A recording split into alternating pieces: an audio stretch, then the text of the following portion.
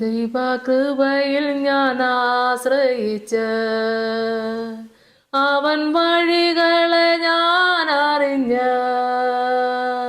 അനുഗമിച്ചിടും അവനുടെ ചുവടുകളെ, അനുഗമിച്ചിടും അവനുടെ ചുവടുകളെ. ദൈവകൃപയിൽ ഞാൻ ആശ്രയിച്ച്.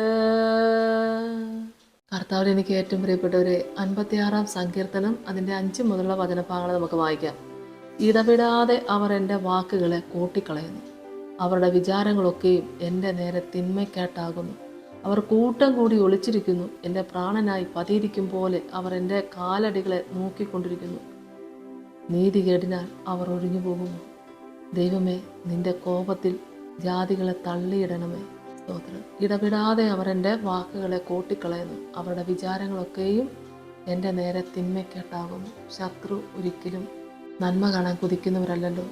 ശത്രുവിൻ്റെ ആഗ്രഹം എപ്പോഴവൻ വീഴും, എപ്പോഴവൻ്റെ പേര് നശിക്കും, എപ്പോഴാണ് തകർന്ന് തരിപ്പണമായി കാണുന്നത്, ആ ഒരു കാഴ്ചയ്ക്ക്, ആ ഒരു അനുഭവം കാണാൻ വേണ്ടി കാതോർത്തും കണ്ണു തുറന്നും ശത്രുക്കൾ നോക്കി നിൽക്കുമ്പോൾ വചനവിധ കേൾക്കുന്ന ദൈവമക്കളെ, അവർ കൂട്ടം കൂടി ഒളിച്ചിരിക്കുന്നു. എൻ്റെ പ്രാണനായി പതിയിരിക്കും പോലെ അവർ എൻ്റെ കാലടികളെ നോക്കിക്കൊണ്ടിരിക്കുന്നു. അവരുടെ നോട്ടം, അവരുടെ ഒത്തുചേരൽ എനിക്കെതിരായാണ്. എൻ്റെ പ്രാണനായി പതിയിരിക്കും പോലെ അവർ എൻ്റെ കാലടികളെ നോക്കിക്കൊണ്ടിരിക്കുന്ന വചനം നമ്മളെ കേൾപ്പിക്കുന്നത്. ഒരു കൂട്ടം കൂടി ഒളിച്ചിരിക്കുകയാണ്. 1-2 പേരാണോ? ഇത്രയും പേർക്ക് നടുവിൽ ഒറ്റയ്ക്ക് നിന്ന് ദൈവത്തോട് ഇത്രമാത്രം വിശ്വാസത്തോടെ പ്രാർത്ഥിക്കണമെങ്കിൽ ദൈവാത്മാവ് പ്രവർത്തിക്കാതെ ആർക്കെങ്കിലും പറ്റുമോ? ദൈവത്തിൻ്റെ ആത്മാവ് കൂടെയുള്ള പ്രാർത്ഥനയാണ് നമ്മൾ ഇവിടെ കേൾക്കുന്നത്. നീതികേടിനാൽ അവർ ഒഴിഞ്ഞു പോകുമോ? ദൈവമേ, നിന്റെ കോപത്തിൽ ജാതികളെ തള്ളിയിടണമേ. ദൈവസന്നിധി പ്രാർത്ഥിക്കുക.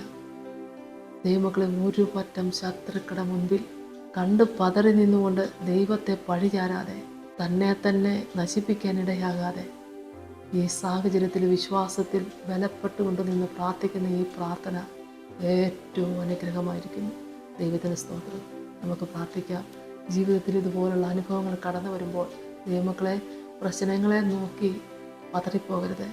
പ്രശ്നങ്ങളുടെ നടുവിൽ പ്രവർത്തിക്കുന്ന ദൈവത്തെ നോക്കി ആത്മാവിൽ സന്തോഷിക്കുക. ദൈവം പ്രവർത്തിക്കും.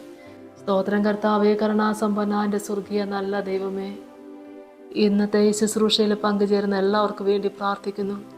ഒരുപാട് പ്രതികൂല സാഹചര്യങ്ങളുടെ നടുവിലൂടെ കടന്നു പോകുമ്പോൾ ശത്രു നിമിത്തം കർത്താവേ, നിന്റെ മക്കൾ മാനസികമായി ഭാരപ്പെട്ടും ഭയപ്പെട്ടും നിൽക്കുമ്പോൾ, ശത്രു എപ്പോഴാണ് ഇവരുടെ വീഴ്ച കാണുവാൻ കൊതിച്ചു നിൽക്കുന്നത്, അവരുടെ കണ്ണ് ഇവരിൽ പതിഞ്ഞു നിൽക്കുമ്പോൾ, സ്വർഗീയ പിതാവേ, ശത്രുവിൻ്റെ മുൻപാകെ മേശയൊരുക്കുന്ന പൊന്നു കർത്താവേ, അത്ഭുതകരമായ ദൈവപ്രവൃത്തി നിന്റെ മക്കൾ അനുഭവിപ്പാൻ ഇടയാക്കണമേ എന്ന് പ്രാർത്ഥിക്കുന്നു.